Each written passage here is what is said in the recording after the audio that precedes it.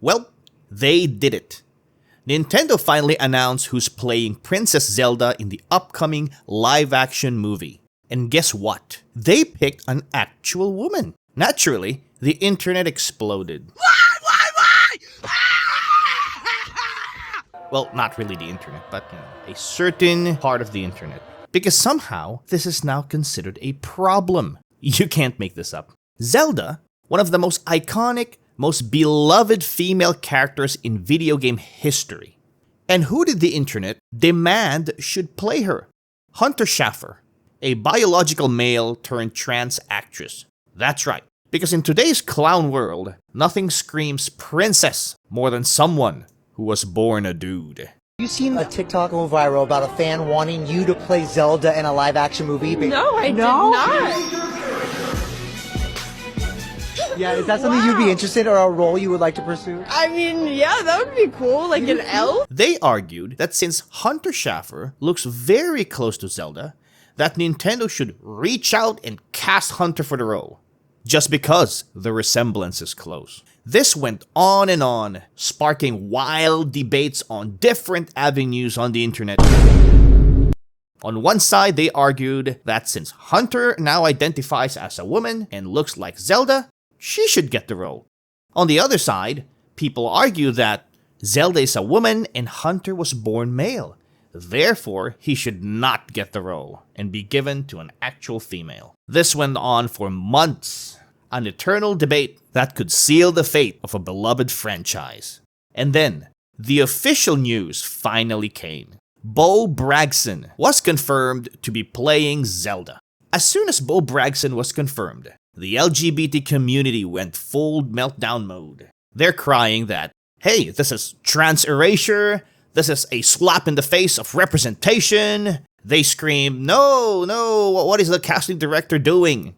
They should have picked someone who actually looks like Zelda, regardless of gender, period.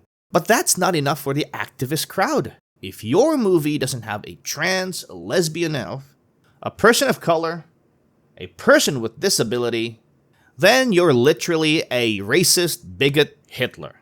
If you listen to the gaming community, the people who will actually buy tickets and watch this one, they don't care how many high-fashion photo shoots you've done. They don't care how many Vogue covers you're on. You're not Zelda. You may have the look, the softness, the femininity that the role demands. However, no amount of hormone therapy is going to change the fact that at the end of the day, you're still a guy. And Nintendo wasn't ready to turn their billion-dollar IP into a messy woke fest. I don't think they want that one. I mean, they're right. It's just a recipe for disaster. And Nintendo knows that. A lot of people saw this as something else. This isn't about Hunter Schafer losing a role. It's about control. It's about pushing an ideology where actual women are told to step aside because of representation, because it matters more than reality. We've seen this happen many times in many different avenues. We've also seen different franchises go down this road. And what happened? Rings of Power bombed. Snow White remake? That one's done for. How about Batgirl? Well, it's canceled mid-production. Did you guys see what happened to Elio? How about Buzz Lightyear the movie? Or in video games, we have Concord. Or Dustborn. Or the big budgeted Dragon Age Veilguard. Or anything that has lots of identity politics in it. If Nintendo wants the live-action Legend of Zelda to actually succeed, they need to do it right. And for once, which is quite rare nowadays, a studio said no. Nintendo and Sony Pictures decided to protect their franchise instead of sacrificing it on the altar of political correctness.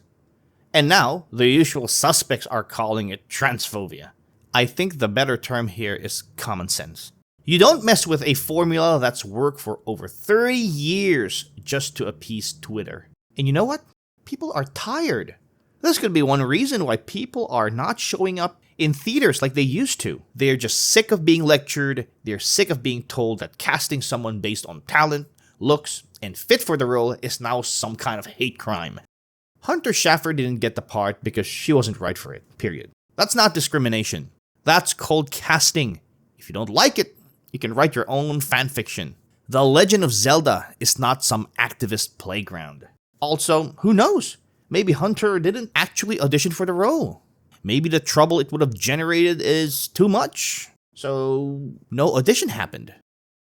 Let me know what you think in the comments. Is it wrong to not cast Hunter Schaffer as Zelda?